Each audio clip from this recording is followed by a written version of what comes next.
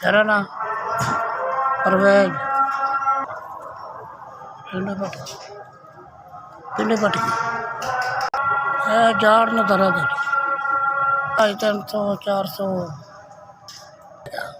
तीन बच्चियां है बच्चा नहीं है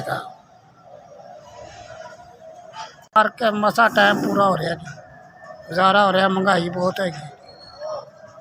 400 500 550 500 100 का खाना खा लेना जी 400 इन्ना क बचता है जी तो वो इन्होंने गुजारा हो रहा है अपना पूरा खाना भी घर मिले इन्ना क टाइम पास हो रहा जी गरीब आदमी है मसा टाइम पूरा कर रहा जी तो अल्लाह का आसरा है माड़ा बंदा है जी इन्ना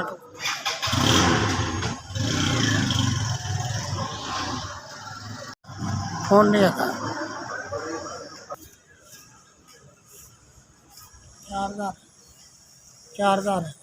4,000 रुपए की मदद की जी अल्लाह उन्हें तंदरुस्ती देवे उन्हें बच्चों की अल्लाह तंदरुस्ती देवे जी अल्लाह ज़्यादा से ज़्यादा देवे जी ये अल्लाह जी ने मेरी मदद की ना अल्लाह जी उन्हें तंदरुस्ती देवे उन्हें बच्चों को खैर अल्लाह पाक उन्हें ज़्यादा तो ज़्यादा दे ऐसे वेस बड़ी मेहरबानी।